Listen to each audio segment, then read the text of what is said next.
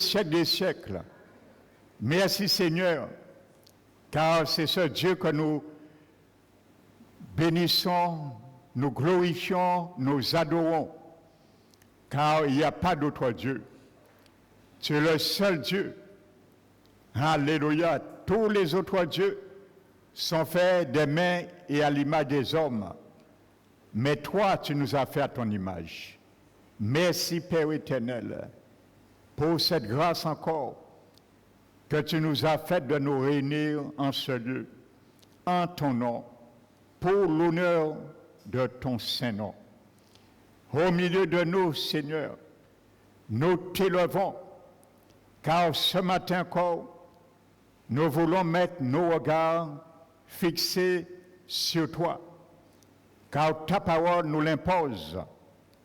Dans notre course de chaque jour, nous devons avoir les yeux fixés sur toi, l'auteur de notre foi, qui le suscite et qui l'amène à la perfection. Merci pour cette perfection que tu veux accomplir en nous. Merci pour notre obéissance, Seigneur, pour cette perfection que tu veux accomplir en nous. Qu'il soit ainsi pour chacun de nous. Nous nous humilions ce matin devant ta majesté, car tu as dit dans ta parole, tu seras sanctifié par tous ceux qui s'approchent de toi. Qu'il soit ainsi pour nous, mon Dieu. Merci, Père éternel, que nous ne prenions pas la sanctification à la légère, mais comme quelque chose de sacré, car cela vient de toi. Tu nous as donné les moyens acquis afin que nous puissions renverser tous ceux qui puissent contrer et bloquer notre avancement dans ce domaine, Père. Alors nous te glorifions et nous te donnons la gloire qui t'est due. Merci pour tes anges qui sont là pour combattre le monde invisible qui pourrait ce matin s'immiscer pour s'opposer à ta parole. Je prends autorité ce matin dans ce lieu, au nom de Jésus-Christ de Nazareth, de chasser tout esprit impur qui ne glorifie pas le Seigneur dans ce lieu, au nom puissant de Jésus-Christ de Nazareth.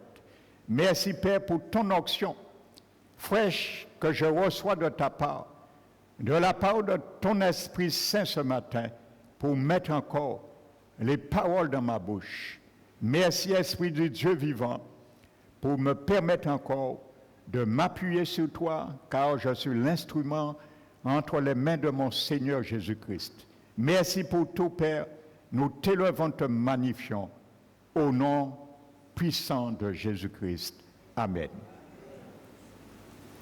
Donc, je vous salue fraternellement, frères et sœurs, chacun de vous, donc soyez les bienvenus.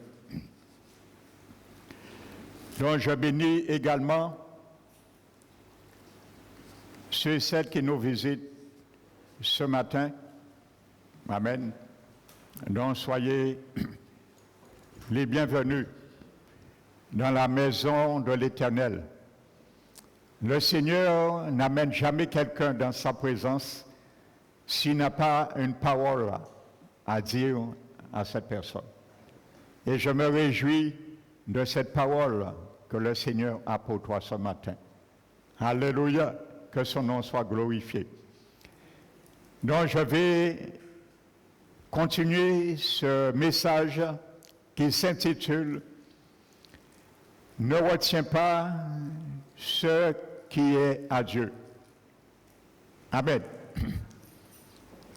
Alléluia.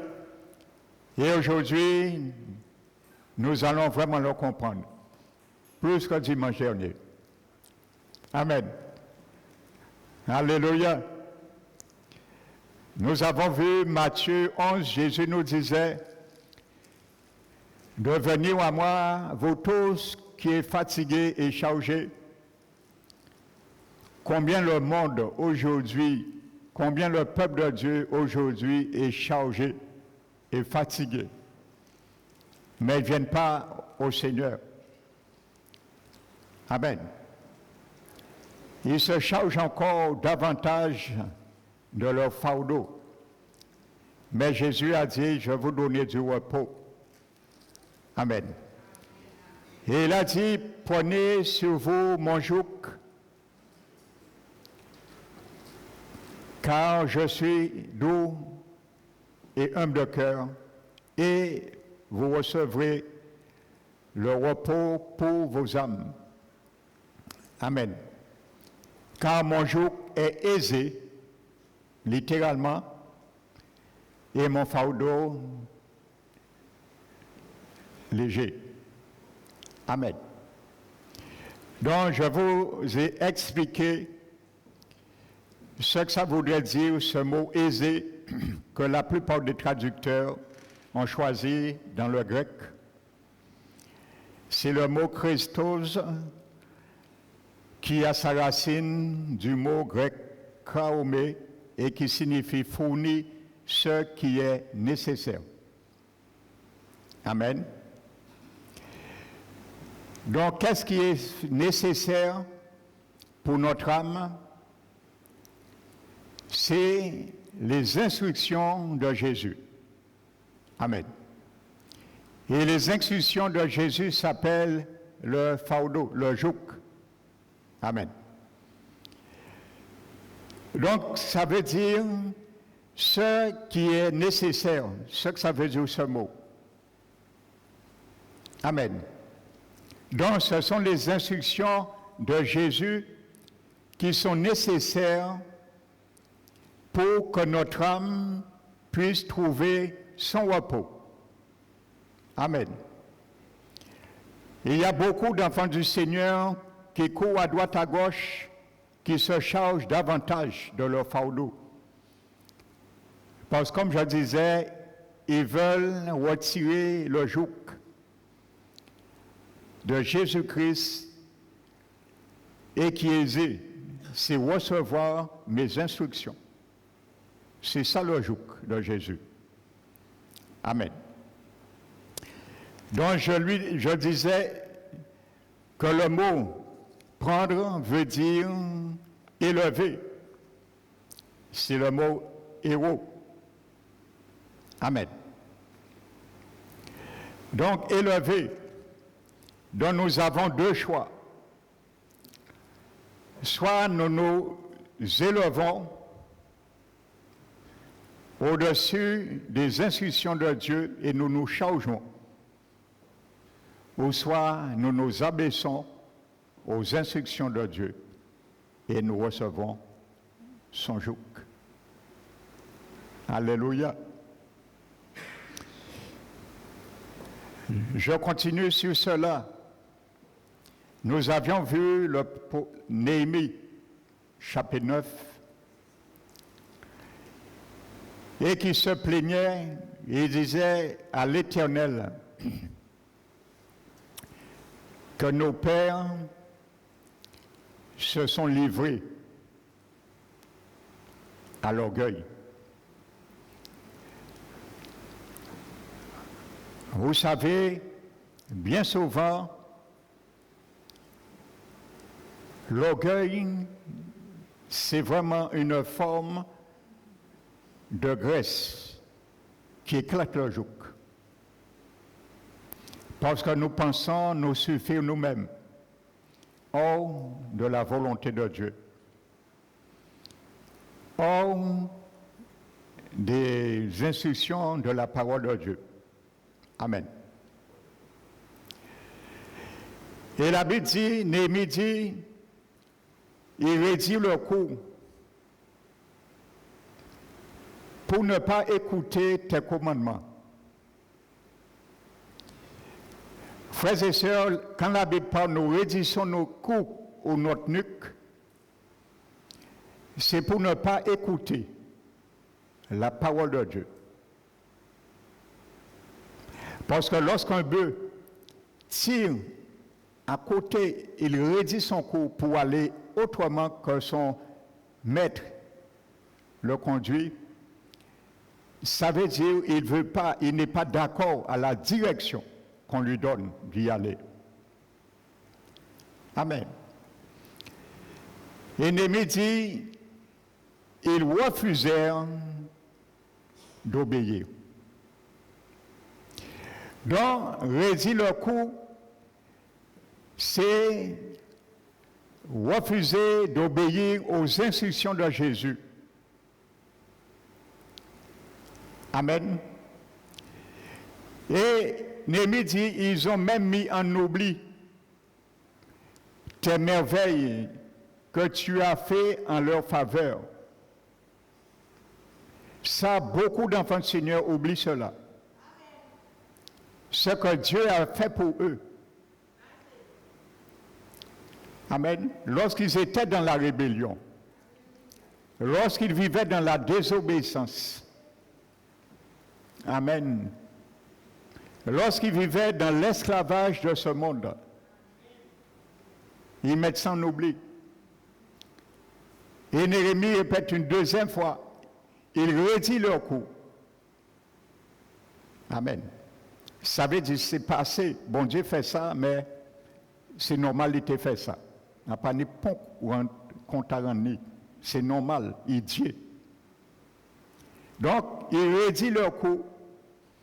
Et dans leur rébellion, vous voyez, dans leur rébellion, ils se forment ou choisissent un chef pour retourner à leur servitude. C'est ce que beaucoup, c'est l'image, frères et sœurs, la cartographie, je peux dire, de beaucoup d'enfants du Seigneur dans ces derniers temps. Amen. Mais ils négligent et ils n'appréhendent pas le danger à venir. Parce qu'il y a un danger d'éclater ce joug. Amen. Donc nous allons voir ce danger. Alléluia.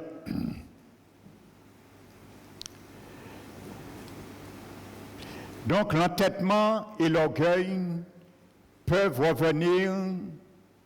revêtir une multitude d'aspects différents.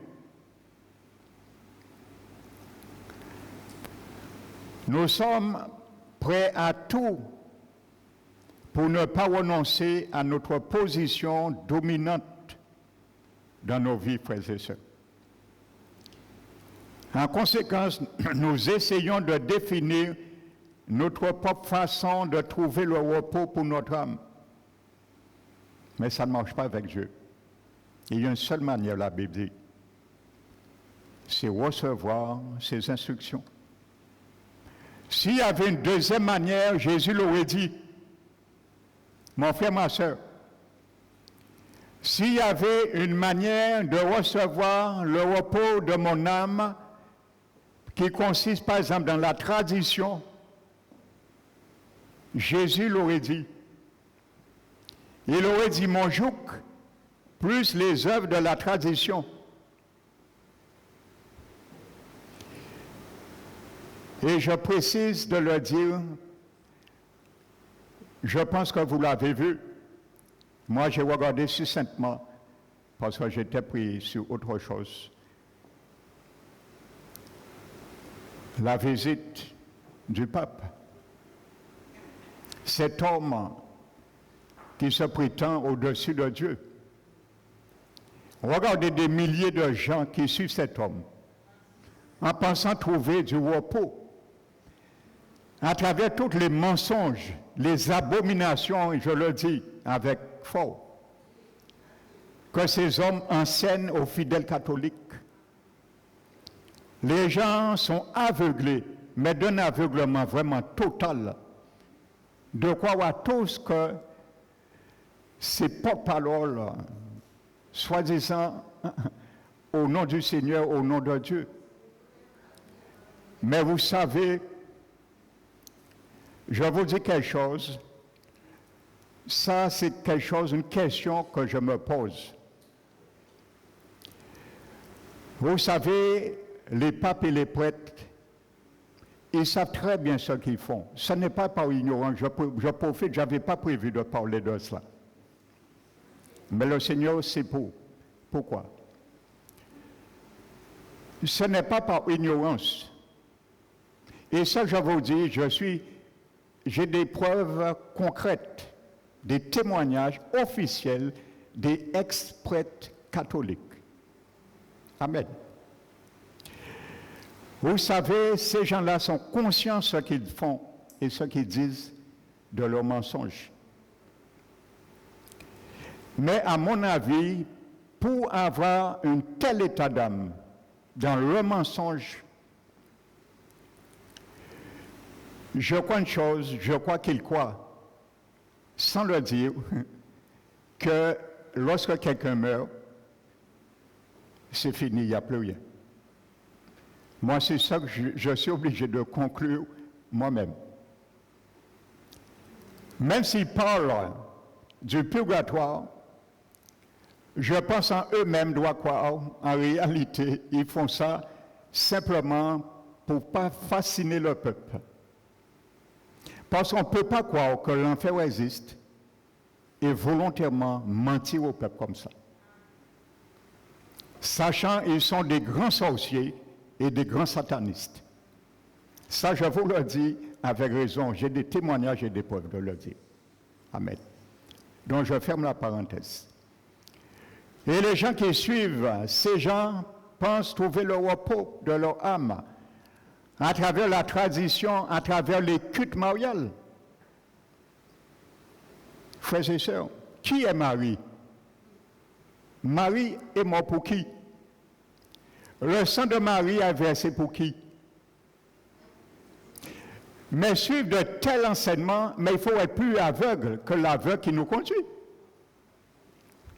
Parce que maintenant, vous savez, Dieu ne va excuser personne dans leur ignorance.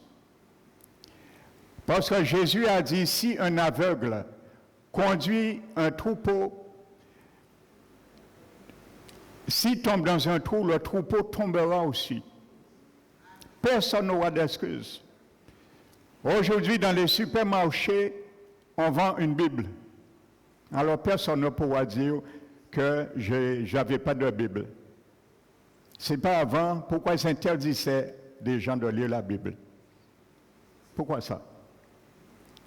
Parce que si les gens lisaient la Bible, ils auraient vu qu'ils sont dans les mensonges. Vous savez, en 1982, le Vatican avait comme mission, mais c'est Dieu qui a mis sa main. Le moment n'est pas arrivé. Peut-être ce moment viendra lorsque l'Antichrist prendra son trône, bientôt. Il avait fait projeter que de prendre et de refaire la Bible, une Bible œcuménique. Et dans cette Bible œcuménique, il était prévu qu'il supprime tous les versets de Genèse à Apocalypse qui parlent d'idolâtrie. Donc, voyez, ces hommes savent ce qu'ils font. Ils savent ce qu'ils font. C'est pas tu es séduit, bien que tu es séduit, mais tu as ta volonté pour ne pas séduit. Amen. Et il voulait, à travers cette Bible, allier même les pasteurs évangéliques à ramener un œcuménisme. Et vous savez, ce jour-là, ce témoignage que je vous dis, c'est un cardinal prêtre catholique qui était le bras droit de Jean-Paul II au Vatican qui l'a révélé cela. Il était présent ce jour-là et il a dit, il prend sa responsabilité de leur dire quoi que ça lui coûte, même sa vie. Parce qu'il a dit, il faut que les catholiques savent que le jour qu'ils mourront, ils iront directement en enfer. Amen. Donc il ne s'est pas tué. Il a dit, il était là, présent au Vatican, Et le diable en personne était avec eux. En personne. Et Satan qui a donné ce mandat au prédécesseur de Jean-Paul II. Et cet homme raconte, le prédécesseur de Jean-Paul II n'a pas refusé ce mandat. Il a hésité seulement et le diable l'a exécuté devant Jean-Paul II et devant lui. Il est témoin, il a dit, ce jour-là. On l'a exécuté. Vous n'avez pas entendu, on a trouvé cette information aux médias. On n'a pas parlé de ça. Nous ne savons pas ce qu'il fait dans les coulisses, frères et sœurs. Ce sont les lobbies qui nous donnent ce qu'ils décident que nous entendons. On a couvert ça. Et comme on l'a exécuté, Jean-Paul II a accepté le mandat. Je vous décris qu'est-ce qu'un pape. Parce que nous avons des parents qui sont catholiques, pour que vous le sachiez. Il a accepté le mandat. Mais Dieu n'a pas permis que ça se fasse. Amen. Et regardez comment il est mort. Aujourd'hui, en enfer, il demande Jésus une seconde pour qu'il sorte en enfer et se repentir. Jésus a dit, non, mon ami, tu as suffisamment de temps sur la terre pour te repentir. Tu savais que l'enfer existe. Tu as menti aux fidèles catholiques. Maintenant, c'est fini pour toi. Alléluia. Donc, je ferme la parenthèse. Je n'avais pas prévu de parler de ça. Ça m'est venu comme un flash. Mais le Seigneur sait pourquoi. Et je n'en dis pas plus. Moi, je connais vraiment les contextes du Vatican. J'en ai des articles, j'en ai des conciles, des preuves à l'appui du Vatican, des abominations, que du mensonge. Alléluia. Et il faut des hommes de Dieu se lèvent au dernier temps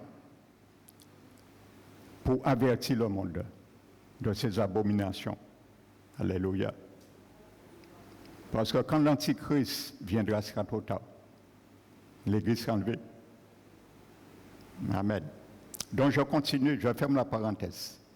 C'est en fonction de ce qui s'est passé pour voir comment le peuple de Dieu doit être indigné, frères et sœurs. Comment on adore des gens et on piétine le sang de Jésus. Amen.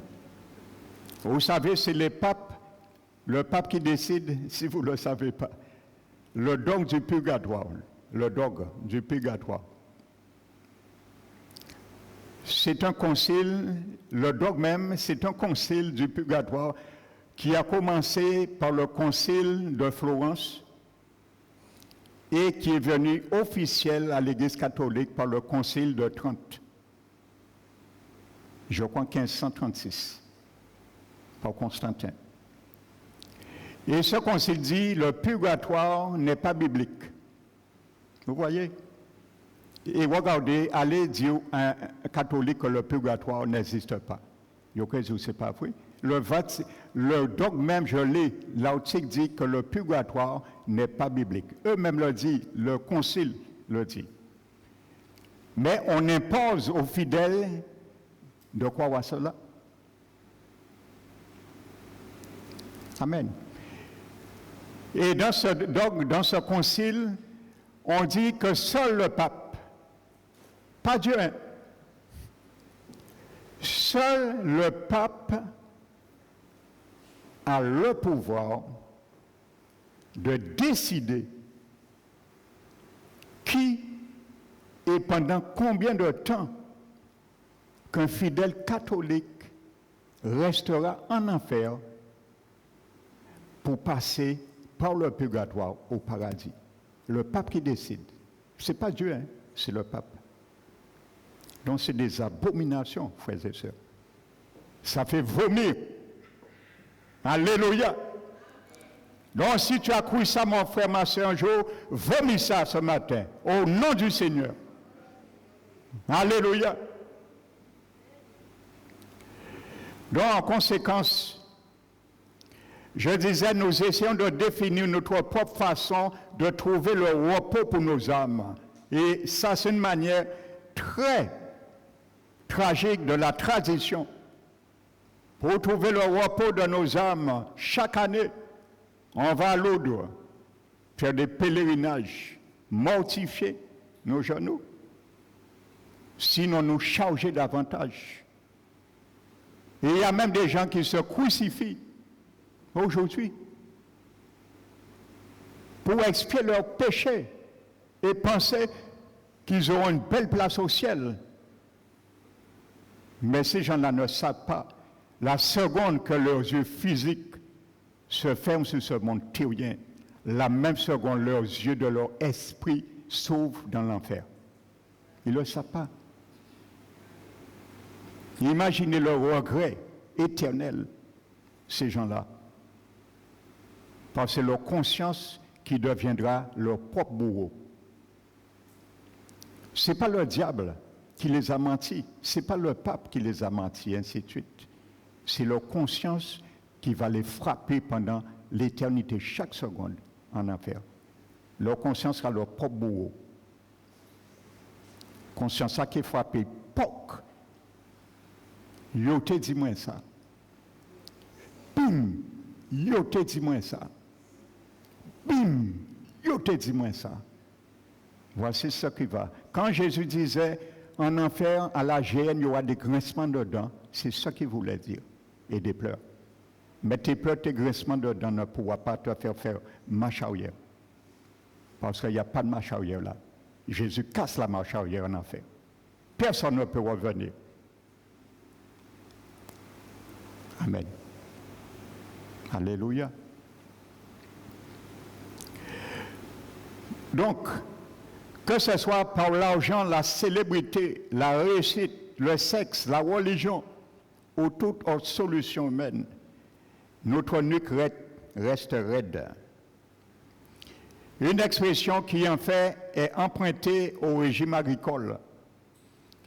Ce mot hébreu, kasesh, décrit bien la situation du bœuf qui refuse de tirer la charrue. C'est ça. Le bœuf, il refuse volontairement, il ne veut pas obéir à son maître. Entravé par une pièce de bois pesant sur la nuque et tiré à gauche ou à droite par le fermier, dont il arrive que l'animal essaie de se débarrasser du joug en raidissant sa nuque, comme je l'expliquais. Et ça, beaucoup d'un chrétien le font. Je viens vous lire un passage de Néhémie, chapitre 9, et je vais vous lire d'autres, frères et sœurs.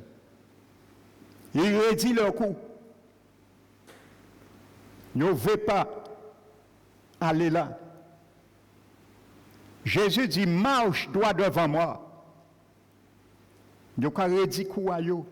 Ils ne veulent pas entendre, comme Néhémie dit. Et refusaient d'obéir. Donc, comme on ne veut pas, un jour, le joug de Jésus soit brisé par la graisse de la nuque. Et on va remettre l'ancien joug. C'est ça que Néhémie a dit. On s'est choisi un chef pour retourner à leur ancienne servitude. Amen. Beaucoup d'enfants du Seigneur ont brisé le joug. Et ils sont retournés comme des païens, même pire que les païens, avant leur conversion. Et j'en connais beaucoup. C'est attristant, frères et sœurs. Ça fait pleurer. Amen. Mais que voulez-vous? C'est l'état d'âme et du cœur de chacun. Alléluia. Amen. Vous savez, la parole de Dieu, je ne cesse de le dire. Et ça, je me suis embarqué dans cela, ce principe. La parole de Dieu, c'est un vaccin préventif. Dieu prévient. Lorsqu'on passe à côté des avertissements, le Seigneur passe au curatif, le sérum. Vous savez, lorsque quelqu'un a une maladie, on commence à lui donner un vaccin. C'est pour la prévention. Lorsqu'il est trop tard, c'est un sérum. Ça, c'est le curatif. Et quand ni le vaccin ni le sérum n'a fait son effet, il y a la mort qui vient. C'est exactement ces 3 étapes que la parole de Dieu nous explique. Et il y a la prévention pour notre salut. Et il y a la curative. Et si ça ne marche pas, la seule manière, c'est la mort spirituelle. Et comme on dit, la mort est le dernier échelon de la maladie. Lorsque quelqu'un est atteint d'une maladie incurable, la personne résiste un certain temps, mais lorsque la mort vient, c'est le dernier échelon de la maladie. Amen. Donc, il y a des maladies spirituelles telles que raidir le cou. C'est une maladie spirituelle. Et si la parole qui est préventive et curative ne fait rien, le dernier échelon de cette maladie spirituelle sera la mort spirituelle aussi. C'est clair avec la parole de Dieu. Amen. Amen. Là, je ne viens plus pour rigoler avec la parole de Dieu. Parce que j'entends trop de choses, je vois trop de choses maintenant dans le corps du Christ. Amen.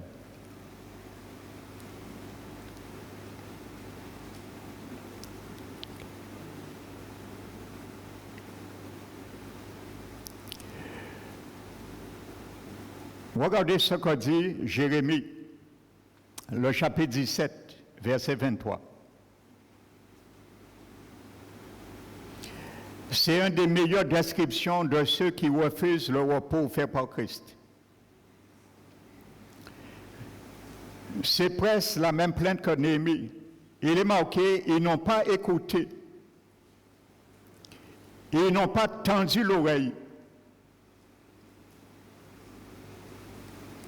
Ils n'ont pas tendu l'oreille.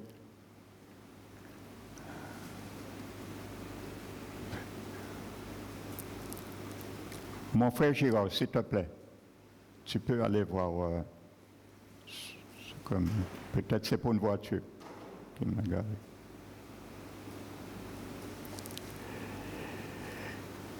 Ils ont raidi leur nuque pour ne pas écouter et ne pas recevoir de correction. Vous voyez, Jérémie 17, 23 le dit. On ne veut pas recevoir de correction de la parole de Dieu. Frères et sœurs, on ne veut pas. Et pour se justifier, on dit, ouais, mais c'est un homme qui parlait. On pasteur.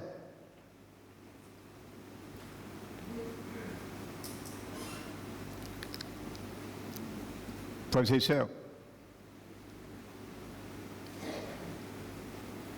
Mais Paul a dit à l'église de Thessalonique, je me réjouis et je ne cesse de rendre gloire à Dieu pour vous. De sorte, après avoir entendu les paroles dont je vous vais entendre, vous les avez reçues non venant d'un homme, et c'est un homme qui les a parlé, mais vous les avez reçues de ce qu'elle est manifestement la parole de Dieu et qui agit en vous, qui croyez. Amen. Alléluia. On ne veut pas entendre recevoir la correction de la parole. Nous avons brisé, nous avons ridicule en nous, frères et sœurs. Et nous partons. Mais ce que nous voulons prendre, le Seigneur va nous faire encore raidir nos nuques ailleurs. Et le danger, bien souvent, l'ennemi nous rattrape et nous amène à un endroit, on ne va pas t'enseigner comment ne pas raidir la nuque. Et tu vas te complaire là. Tu vas voir beaucoup de choses qui t'amusent ton âme.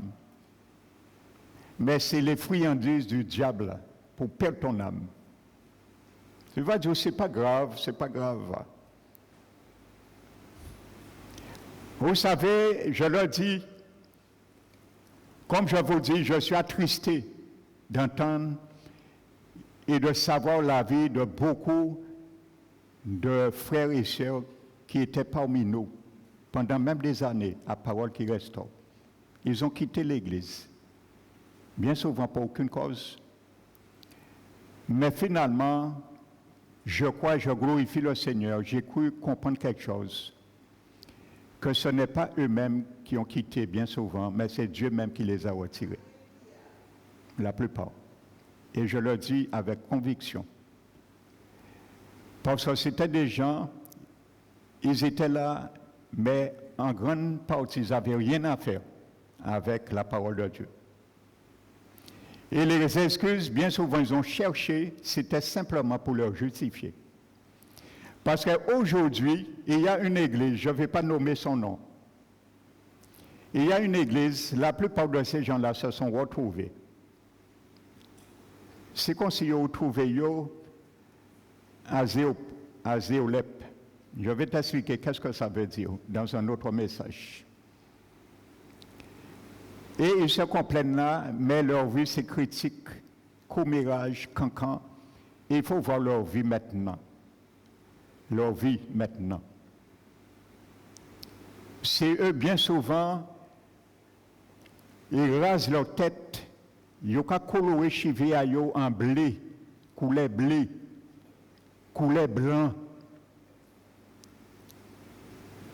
Ils ont ni cils, faux cils, s'il là, sa longueur là, ça. En zié à eux. Frères et sœurs, des frères qui ont vécu ici la parole, la sévérité de la parole, voici leur vie. Vous savez, frères et sœurs, prenez la parole de Dieu très, très au sérieux. Alléluia. Amen. Et je n'en dis pas plus sur ces gens-là. Et ils pensent qu'ils vont au ciel. Et ils se complaisent, hein? Et bien souvent, ce sont eux qui disent, les gens, ils ont la capacité manuelle toujours. Ils ont l'église à ça toujours. Parce que ce qu'ils ont raté dans leur spiritualité, ils veulent l'incurgiter et empoisonner d'autres. Voici leur vie maintenant.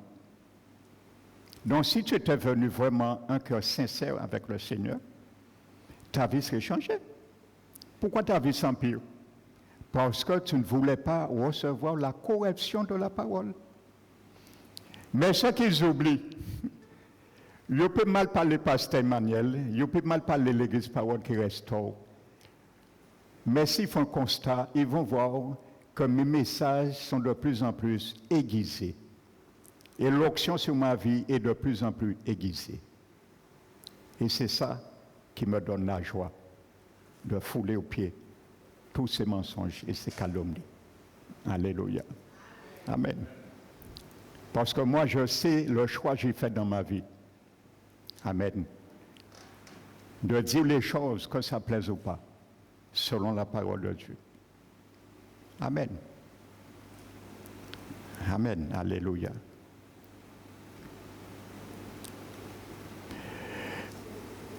Pour que notre âme connaisse le repos, qu'elle soit, pour reprendre le psaume 131, voici deux versets qui sont très intéressants, frères et sœurs. Psaume 131, versets 1 et 2.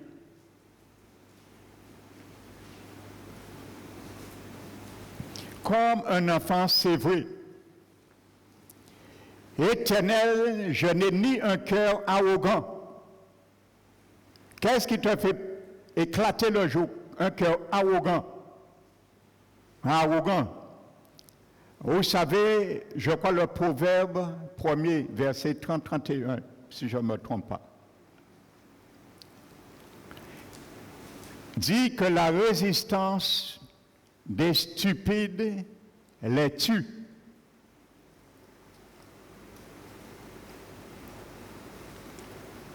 Et la sécurité des insensés les perd. Voici ce qui amène en finalité. Et il n'y a pas de mystère. Celui qui rédige son cours pour ne pas avoir et recevoir la correction de la parole de Dieu dans sa vie. Mais il est dit dans le proverbe, mais celui qui m'écoute reposera avec assurance. Il vivra tranquille sans craindre aucun mal. Ça, c'est le repos de l'âme.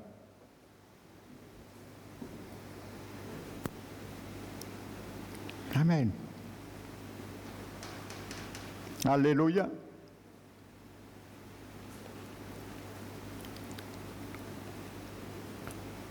J'ai appris vendredi une sœur. Elle m'a appelé, parce que ça fait longtemps qu'elle ne vient pas à cause de sa santé. Et elle-même n'a personne pour la véhiculer. Elle m'a appelé, elle m'a dit qu'une sœur, je nomme pas de nom bien sûr, l'a emmenée. Et ça fait longtemps qu'elle n'avait pas vu cette sœur, par plaisir, parce que c'est une sœur, elle est restée fidèle à son église, parole qui reste. Tout ce qu'on envoie, où qu'on l'amène, elle dit nada. Un seul pasteur qu'il connaît, c'est le pasteur Emmanuel. Il y a une seule église qu'il a, c'est cette église, parole qui reste.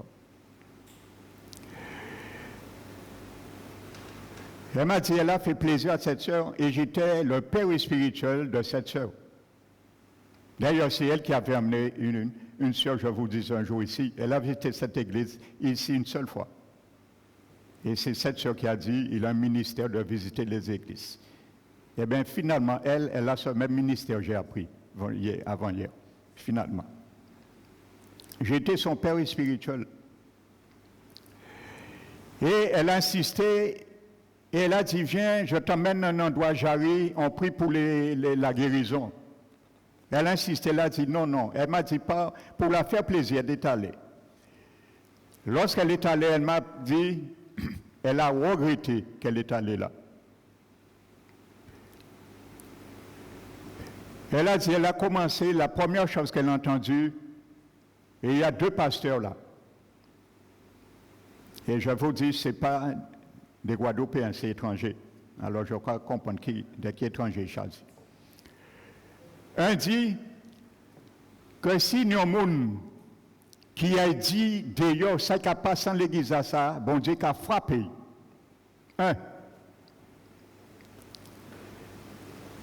Elle a dit à la sœur, je m'excuse, donne-moi la clé, je t'attends dans ma voiture. Et finalement, elle est restée, et à un moment donné, un pasteur est venu pour la toucher. Elle a dit au pasteur, ne me touchez pas. Le pasteur insistait pour la toucher. Elle a dit, ne me touchez pas, monsieur. Ou que ce que vous faites, c'est la sorcellerie, et ainsi de suite. Et après, elle a dit que lorsque le culte est terminé, les pasteurs ont dit, bon, maintenant, débrouillez-vous pour donner la dîme. Si vous n'avez pas de dîme aujourd'hui, demandez à quelqu'un dans la salle de vous prêter, mais donnez la dîme, débrouillez-vous. Voici ce que, frères et sœurs, bien souvent, on va boire dans ces genres de sauce. Lorsqu'on se rebelle dans la sauce que l'Éternel nous abreuve. Frères et sœurs, alléluia. Elle m'a donné le nom, la référence, et ainsi de l'Église, le nom des deux pasteurs. Je garde le silence, je ne fais pas de propagande. Je donne simplement ça pour montrer l'état de l'Église. Comme je disais, Néhémie 9, c'est vraiment la cartographie des chrétiens qui rédit le coup dans ces derniers temps. et comment se laisse berner à droite à gauche. Éternel, Psaume 131, je n'ai ni un cœur arrogant, ni des regards hautains. Le regard hautain, David dit, je n'ai pas un cœur arrogant, un regard hautain. Ça veut dire que tu m'as montré ma faute, je l'accepte. Je ne sais pas de regarder pour me justifier en fonction de ma faute. Alléluia. C'est l'inverse de celui qui raidit son cou et qui s'enorgueillit. Il continue, je ne m'engage pas dans des questions trop grandes et trop merveilleuses pour moi. Alléluia. Je ne m'embarque pas dans des questions, frères et sœurs, trop grandes et trop merveilleuses pour moi. Parce que s'il s'embarque dans des questions de philosophie, il va raidir son cou. C'est l'inverse de raidir son cou. Amen. On s'embarque dans toutes sortes de raisonnements. Alléluia. Amen. On voit à gauche, à droite ce qui ne va pas, mais on ne voit jamais ce qui ne va pas dans notre âme. Je le dis tout le temps, quand tu viens dans une église, dans ton église, quand tu rentres dans la maison de l'Éternel, sache l'objectif à atteindre pour cela. Tu viens pour qui? Pour chercher, voir qui? Le Seigneur ou quelqu'un qui a dit ou qui a fait. Amen.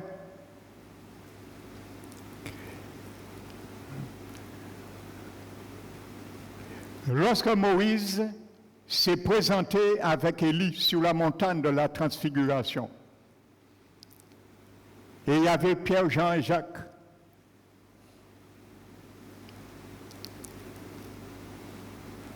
la Bible dit que lorsqu'ils ont vu Moïse avec Jésus et Élie, ils ont dit, nous allons faire 3 tentes.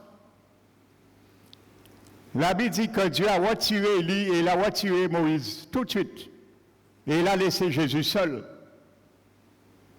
Amen.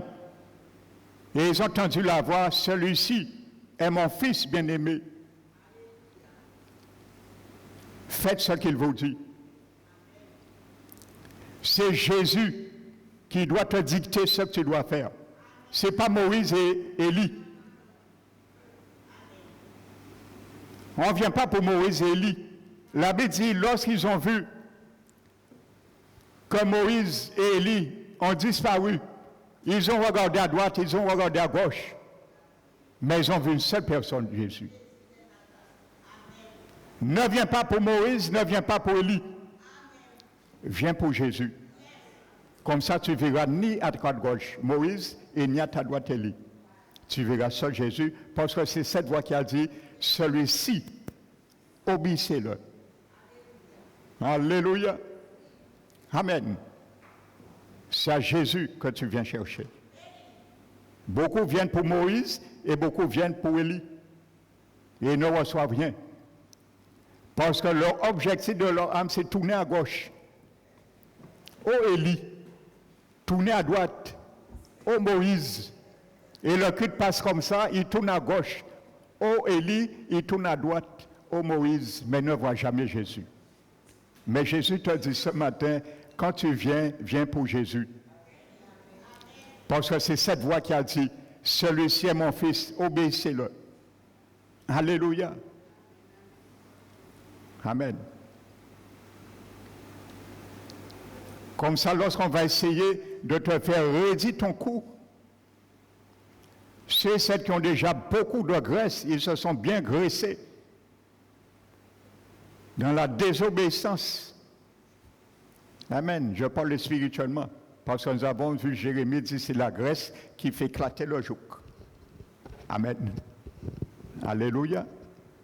Alors tu vas leur répondre, mon frère, ma soeur. Si tu t'es engraissé en regardant le dimanche Élie et Moïse, moi je vais m'engraisser avec la parole de Jésus. Amen. Alléluia. Continuons le psaume 131, c'est intéressant ce psaume. Ça correspond parfaitement à ce message. Loin de là, j'ai imposé le calme et le silence à mon âme. Alléluia. Impose le silence et le calme à ton âme, et tu n'auras pas besoin de briser le joug de Jésus, qui est ses instructions. Le joug, c'est les instructions de Jésus. Et je vous ai expliqué le mot Christos, kramekomea, qui veut dire ce qui est nécessaire. Amen. Pour notre repos. Alléluia. Imposer. Donc tu dois t'imposer, mon frère, ma soeur, ton âme. Alléluia. Impose ton âme. Ton âme, c'est quoi? C'est ta décision que tu prends. C'est ta volonté. C'est tes émotions, tes sentiments et tes pensées. Il faut t'imposer. Amen. Parce que si tu ne t'imposes pas, ton âme risque d'aller dans une prison et se perdre dans la prison. Alléluia. Comme un enfant sévré auprès de sa mère, mon âme est en moi comme un enfant sévré. Et il y a un moment, il faut que nous arrêtons de boire le lait. Un enfant sévré, c'est l'enfant qui est indépendant maintenant du lait de sa mère. Il passe à autre chose. N'oubliez pas Moïse, nous l'avons vu. Lorsqu'il est devenu grand, et il y a un moment pour être sévré, devenir grand, et refuser certaines choses. Mais ça dépend de notre âme. Et pour cela, il faut imposer le calme et le silence à notre âme. Parce que c'est le désordre dans notre âme qui nous empêche d'entendre les instructions qui est le joug de Jésus. Il y a du bruit dans notre âme. Donc il faut imposer le silence et le calme à notre âme pour arrêter le bruit. Dire, oh, oh, oh, oh, âme, baissez musique là, tu goûtes. Là, parfois les jeunes, ils ont ouvert musique là, ils ont levé à 5 h du matin. Ils ont famille, ils ont ouvert musique là, boum, boum, boum, ils ont levé famille. Famille a dit, oh, oh, oh, ou à 15 ans, baissez musique là, tu goûtes. Et surtout si vous avez dormi sous, ou boué avec cannabis. Il n'y a pas gardé des affaires en tout environnement. Il n'y a pas gardé yo et via yo. Eh bien, il faut le calme. Il faut dire à notre âme, oh, oh, baissez musique là, tigoute. Quelle musique? Les mauvaises, oui dire, les mauvaises décisions, les mauvaises appréhensions. C'est du bruit, ça amène dans notre âme et ça empêche d'entendre les instructions de Jésus. Nous sommes à l'église, nous entendons, mais nous ne comprenons pas, en quelque sorte, ou nous ne voulons pas écouter. Frères et sœurs, il faut imposer le silence à notre âme. Lorsqu'on veut essayer de te dévier, tu dis, mon frère, ma soeur, excuse-moi, je suis en train d'imposer mon âme du silence. Alors, pas venir ou mettre des ordres à ma main. Pas venir ouvrir la musique là plus fort. En baisser déjà. Parce que nous, les gens qui ont frappé et qui attendent en ouvert de nouveau à ma main, c'est Jésus-Christ, sauveur. Apocalypse, Laodicée, je frappe. Et j'attends. Un gentleman. Diable a défoncé porte à nous. Et quand depuis temps là, ou pas tant ouvert ça, mais Jésus est là. Même s'il a fait fouette, il a tremblé de lui, il a fait fouette, il attend quand même. Pour nous ouvrir. Nous disons, Seigneur, excuse-moi, je t'ai fait attendre tellement longtemps, tu as foi, rentre, viens te chauffer. Viens te réchauffer dans mes bras. C'est ça qu'il faut dire à Jésus. Mais il faut réduire le silence dans ton âme. Il faut imposer le calme dans ton âme, dans ton âme. Amen. Alléluia. Le roi David, vous savez, à travers ces deux versets, il oppose un cœur arrogant qui accepte des tâches trop difficiles ou trop lourdes pour lui à une âme, c'est vrai, tranquille, paisible. Nous sommes, c'est vrai, comme je le disais, de quelque chose lorsque nous avons atteint un certain niveau de maturité. Il faut que nous atteignions un certain niveau de maturité spirituelle pour refuser des choses. Et c'est lorsque nous allons commencer à refuser des choses, nous allons imposer le silence et le calme à notre âme. Alléluia. Alléluia. Dis à notre âme, il y a du bruit. Jésus m'avait dit quelque chose. J'ai pris son joug, je ne me rappelle pas. Alors il y a du bruit. Maintenant, je veux le silence pour entendre, méditer sur ce qu'il m'avait dit. Mais bien souvent, nous refusons parce qu'il y a du bruit. Et ce qu'il nous avait dit, nous l'avons laissé pour quelqu'un d'autre le prend. Les miettes. C'est les miettes pour quelqu'un.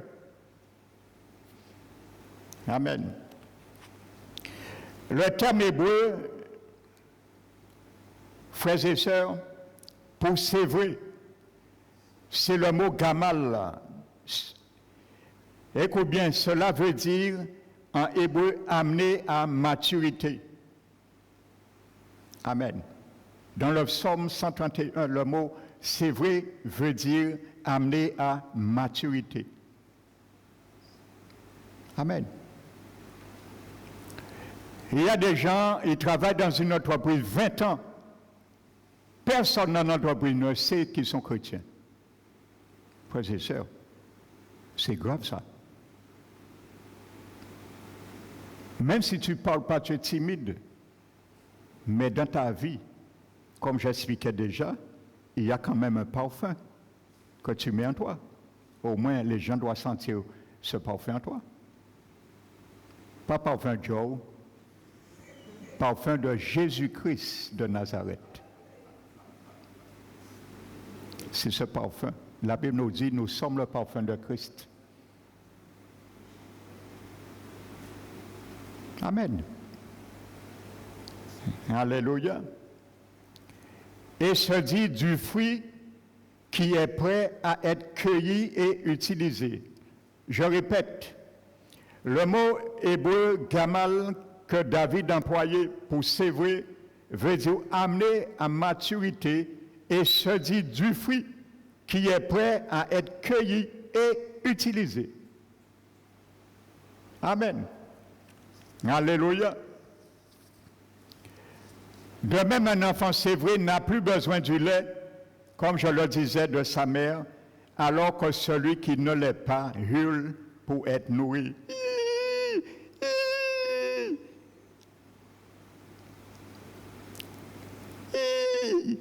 Vous avez déjà vu un enfant lait soif? J'ai vu ça avec mon petit-fils, je l'ai souvent à la maison. Il a tapé pour il ne pas t'en rien. Il faut agir tout de suite. Hein. Eh bien, c'est l'attitude des chrétiens qui sont encore dans le lait. Frères et sœurs. Ils pleurent tout le temps, tout le temps. Mais eux-mêmes ne savent pas que les motifs qui les font pleurer, se plaignent, viennent d'eux-mêmes. Parce qu'ils refusent d'imposer le silence et le calme à leur âme. Alléluia. L'enfant hurle pour être nourri, que sa mère soit présente ou non, dont le premier est paisible, tandis que le second est imprévisible et exigeant. Amen. Et ce sont ceux qui ne sont pas sévrés dans le corps du Christ qui sont les plus exigeants. Amen. Ils ont toujours besoin de dépendre, de recevoir, ainsi de suite. Mais où ils doivent dépendre et recevoir, ils ont la source en eux, mais ils ne l'utilisent pas. Donc dis-toi que l'ennemi va t'emmener dans une autre source pour puiser et satisfaire le désir de ton âme. Et Ésaïe et Jérémie l'a dit, ça s'appelle des fontaines crevassées qui ne contiennent l'eau. Amen. Vous savez, frères et sœurs, il y a deux réactions possibles à l'offre du repos de Christ. Nous pouvons nous rebiffer, crier et insister pour en faire à notre tête, ou nous pouvons nous calmer et prendre son joug, sachant qu'il accomplira ce qu'il a promis. Nous pouvons prêter l'oreille aux exigences de notre âme.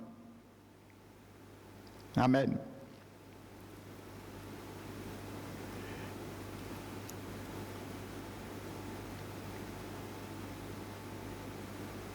Nous allons nous pencher maintenant sur quelques exemples bibliques de personnages qui ont suivi le chemin du repos de Dieu. David, nous avons déjà cité plus haut, a également écrit, notez le psaume 116, verset 7.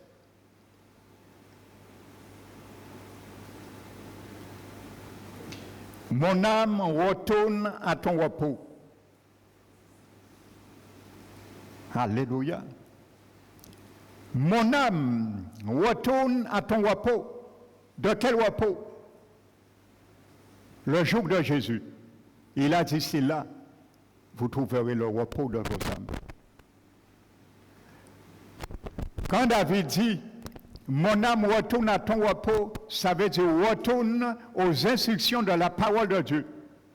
Car c'est l'instruction qui est le joug, et c'est le joug qui te donne le repos pour ton âme. Alléluia. Amen. Alléluia. Quand quelqu'un veut te dérouter, mon frère, ma soeur, pour t'emmener dans des lieux qui y a la corruption spirituelle, tu lui dis à ton âme de retourner dans son repos. Et il te dit, oui, mais mon âme est en repos. Tu lui dis, non, ton âme n'est pas en repos. Parce que si ton âme est en repos, tu ne m'aurais pas offert ce repos qui est fausse, des pseudo-repos, qu'on appelle ça, de l'âme. Parce que tu aurais suivi les instructions de Jésus qui te dit, où que tu es, c'est pas où que Dieu t'a envoyé. Ce n'est pas ton lieu. Donc ton âme ne dit pas qu'il est dans le repos. Il faut savoir trancher et réfuter, comme dit la Bible, tout contradicteur selon les Saintes Écritures. Amen. Alléluia. Amen. Il y a un serviteur, je discutais avec lui. Vous savez, maintenant il a son église à part, mais c'était un serviteur dans une église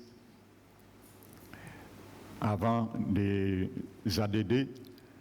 Et on discutait et on est venu on échange parce qu'on travaille en confrérie avec la radio, la télévision KMT. Et on discutait sur la démonisation des chrétiens nés de nouveau. parce qu'eux, ils ne croient pas ça. Et je lui ai dit, moi, il y a un test qui est explicite dans la Bible, qu'un chrétien né de nouveau peut être démonisé. Et il m'a demandé le test, je lui ai donné. Et là, il m'a dit, bon, on va discuter cela plus en détail. Et il m'a dit, peut-être Dieu permettra que par moi, je le convainque de cela. Je lui ai montré Éphésiens 4. Là, c'est explicite, hein, il n'y a pas à tergiverser. On ne peut pas interpréter ça de deux manières. Amen. La Bible dit aux chrétiens nés de nouveau que si vous vous couchez, ne vous couchez pas sous votre colère. Je lui ai donné ce verset. Et ne donnez pas accès au diable. Je dis, mon frère, pasteur, dans le grec, le mot pour accès, c'est le mot topos. Et voici la définition de ce mot topos. Ça veut dire habitation, lieu de résidence, demeure. Donc, ce n'est pas spirituellement, Paul parle. Il te dit, ton corps peut devenir un lieu d'habitation, un démon. C'est clair et net. Et je lui ai dit que ce test, ce mot topos, tu le trouves dans Matthieu 12, que Jésus lui-même a employé, lorsqu'il a dit que lorsqu'un esprit quitte un corps, il a été chassé, il s'en va dans les lieux arides et il ne trouve point de repos. Mais un jour, il vient et il trouve la maison vide, ornée et balayée. Il retourne avec cet esprit plus méchant que lui. Dans ce verset également, je lui ai dit, c'est le mot topos pour la maison. Donc c'est clair, Jésus parlait du corps de la personne comme une maison. Donc on ne peut pas dire c'est spirituel, c'est réel. L'esprit qui est sorti dans la maison qui est le corps retourne dans la même maison qui était le corps. Topos. Et je lui ai donné une troisième référence dans Actes des Apôtres, chapitre 4, verset 31. Et je lui ai dit que la Bible dit, lorsque les disciples et tous les convertis, pratiquement ils étaient à peu près à 5000, réunis dans un lieu public, la Bible dit, ils priaient, et lorsqu'ils se mirent à prier, le lieu se trouvait, se mit à trembler, et ils furent tous remplis du Saint-Esprit. Le verset 31 de ce chapitre Actes des Apôtres 4, le lieu, c'est le mot topos. Vous n'allez pas me dire que ce n'est pas un lieu, on se trouve, et que quelqu'un habite. Et c'est là, il a un désarmé, et il m'a dit, on va reprendre cela.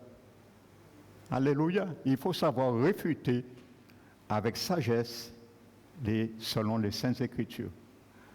Amen. Et de plus en plus, je m'attelais à la parole parce que je sais de plus en plus dans les réseaux sur Internet, il y a beaucoup de fausses enseignements qui perturbent et qui perdent le salut des âmes. Donc c'est pour contre-attaquer. C'est dans le sens que je m'édifie comme cela. Alléluia. Mon âme, Psaume 116, verset 7, retourne à ton repos, car l'Éternel t'a fait du bien. Amen. Mon frère, ma soeur, Jésus ne veut me faire que du bien. Il ne veut pas faire du mal à notre âme.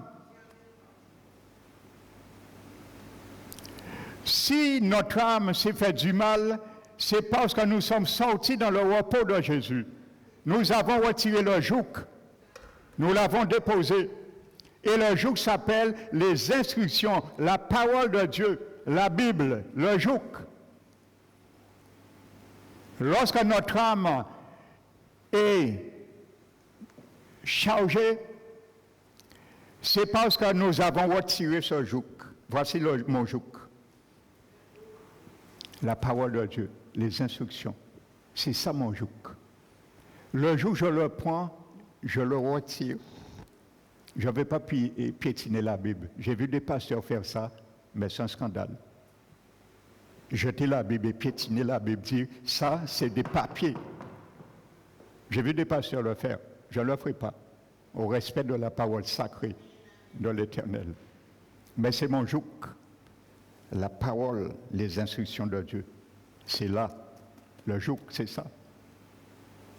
Alléluia.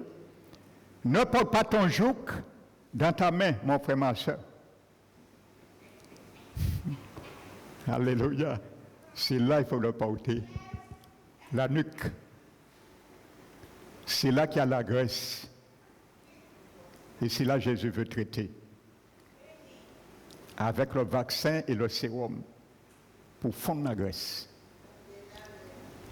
Pour ceux qui prennent cet enseignement pour la première fois, l'histoire de graisse, vous allez sur notre site. Nous avons une chaîne sur YouTube, vous tapez Parole qui restaure. Donc tu vas comprendre pourquoi je parle de graisse. Amen. Je parle de graisse spirituelle. Hein?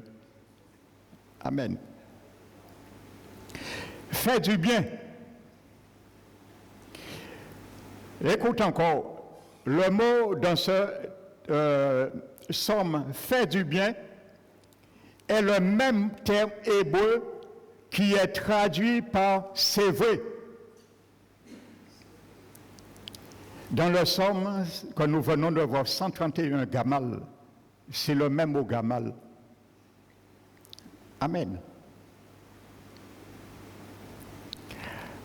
Quand vous avez fait du bien à un fruit, vous lui avez prodigué tous les soins nécessaires pour l'amener à maturité.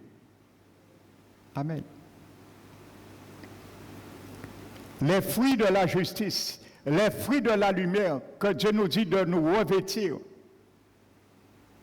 Amen. Avant que ce fruit sorte, nous devons lui prodiguer tous les soins nécessaires pour l'amener à maturité.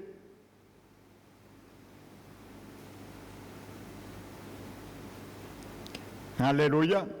Donc l'analogie reste vraie pour un jeune enfant. Si vous lui donnez la nourriture dont il a besoin, il grandira pour arriver au stade et il ne dépendra plus uniquement du lait de sa mère. Donc dans ce verset, c'est le même processus qui donne du repos à notre âme. Alléluia. Prenons un autre texte. Le psaume 142, verset 8. David écrit, le roi David écrit, « Fais sortir mon âme de sa prison, afin que je célèbre ton nom. Les Juifs viendront m'entourer quand tu m'auras fait du bien. » Là encore, Gamal évoque les soins fidèles du Seigneur qui conduisent à la maturation de l'âme. Remarquez que le roi David commence par dire « Fais sortir mon âme de la prison. Fais sortir mon âme de la captivité. » Alléluia. Amen.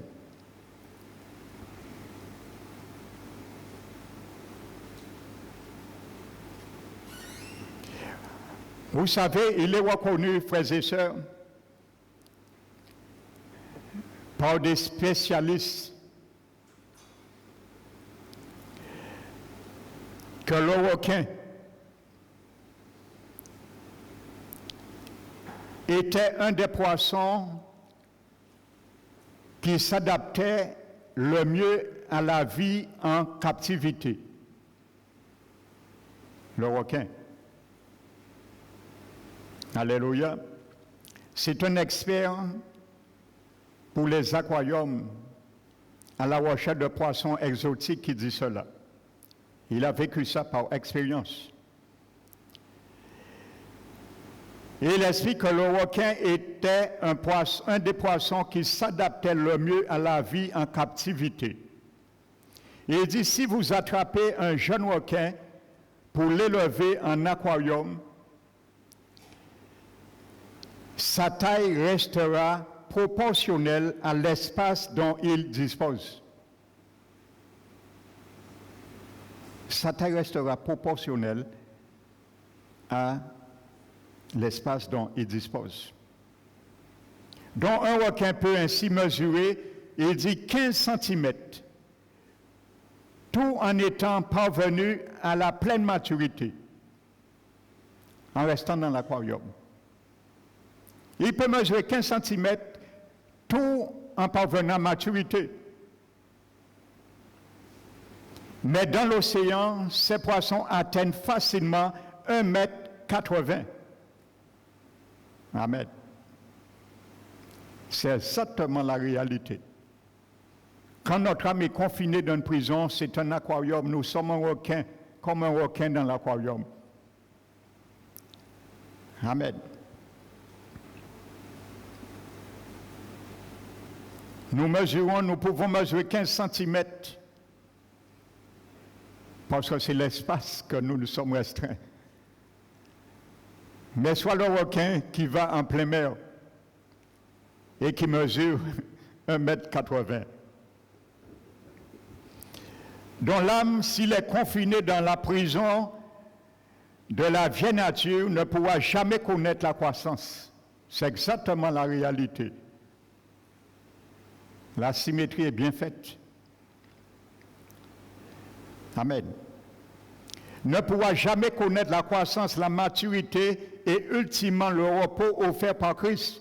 En revanche, lorsque nous prenons son joug et le laissons nous donner le repos et la liberté, notre âme peut se développer et s'épanouir conformément au dessein initial de Dieu. Amen. Alléluia. Frères et sœurs.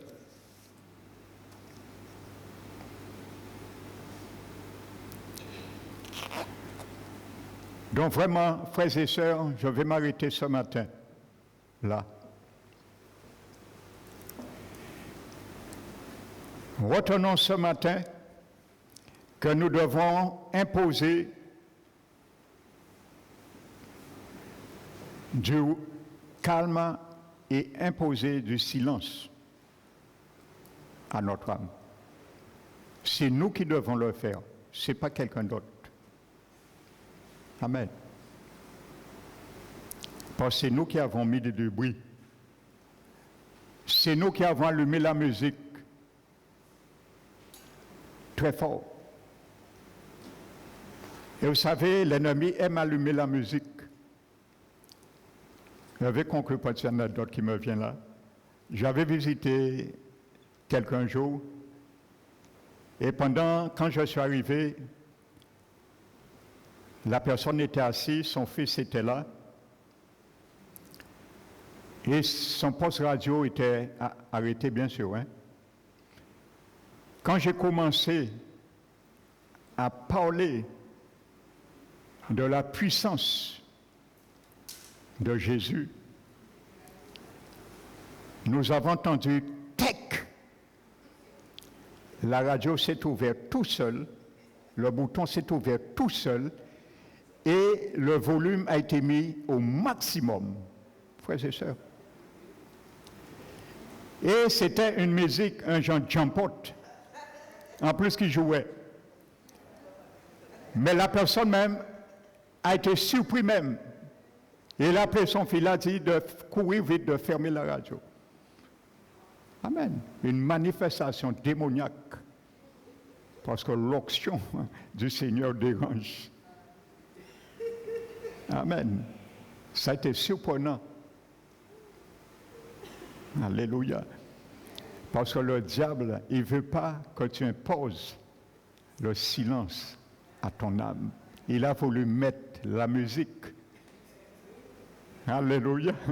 Mais l'onction du Seigneur a imposé le silence. Et il a dit, son fils éteint la radio parce qu'il veut écouter la parole de Dieu. Que le nom du Seigneur soit béni, mon frère, ma soeur. Reste béni par la parole. Alléluia. Nous allons bénir notre Dieu. Bénir notre Dieu en apportant ce que nous avons.